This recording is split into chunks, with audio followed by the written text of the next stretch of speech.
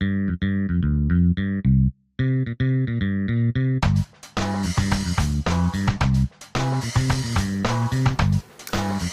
everyone! In the first video of this series, we laid the foundation for reading railroad signals with the basic three-headed railroad signal. If you haven't watched that video yet, you need to watch it first to follow along in this video.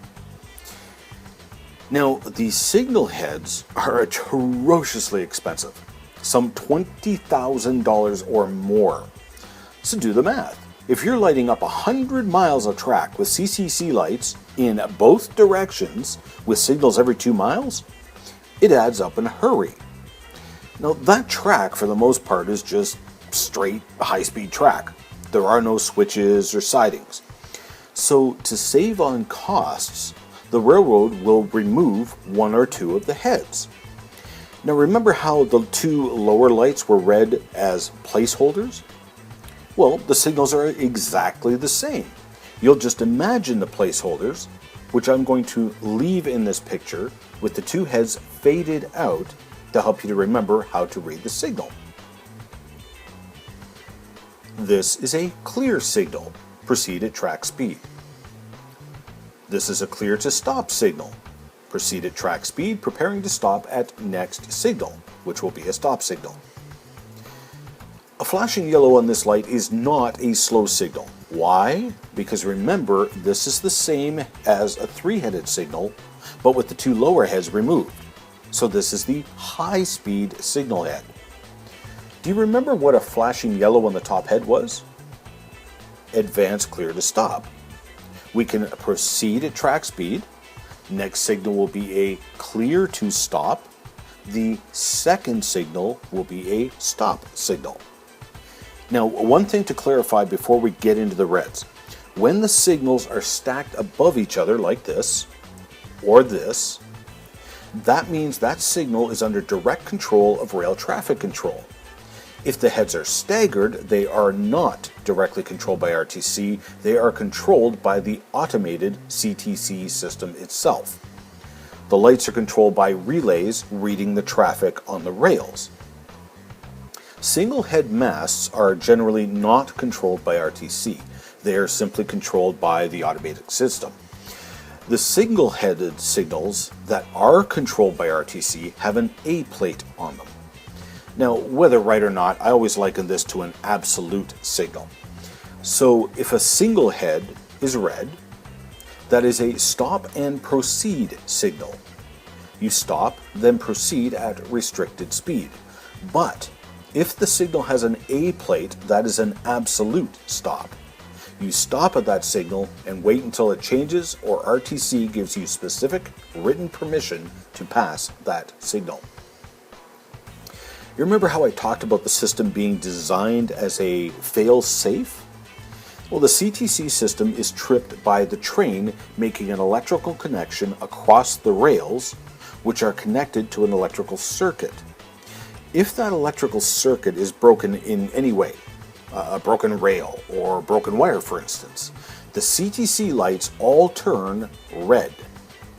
So this can be a real problem if your super expensive train has to stop every 2 miles because there's a problem with the system. Time is money. We get paid to ship cargo, not park the cargo on the rails. So they put an R plate on the signal mast. This is a cheap fail-safe upgrade to the pre-existing system. If the signal is red, the R plate upgrades it from a stop and proceed signal to a restricting signal. The train still has to be on the lookout for other trains, broken rails, etc., but now we don't have to stop at the signal. If the R plate falls off or is covered in the snow, then the red signal reverts back to the safer stop and proceed signal. It's a fail-safe upgrade. Now, the R plate is sort of like our red lights on the multi-headed systems. It's a placeholder. You ignore it except when the signal is red. Basically, you look for the most permissive signal. The only signal the R plate could possibly improve would be the stop signal. All other signals allow you to go at track speed, which is faster than restricting speed. So the R plate would upgrade the red signal to a restricting signal. At all other times, it's ignored. With two-headed signals, there's a number of combinations you could see, but liken it back to our three-head system. The second head represents the second head on the three-headed signal. So imagine that the third head is there only as a red placeholder, which you would ignore. And all of the signals are exactly the same as the three-headed signal. So, here is your clear signal. This is advanced clear to stop signal. This is a clear to stop signal. If both heads are red, the position of the heads now tells us what to do next. If the heads are positioned vertically, this signal is controlled by RTC, who is instructing you to stop and not proceed. If, however, the heads are staggered, that is the automatic system, indicating there's something going on up ahead, most likely another train. You must stop at this signal, then you can proceed at restricted speed. Okay, that wraps up this segment. You've now learned the basics of the foundational three-headed signal, the two-headed and single-headed CTC railway signals.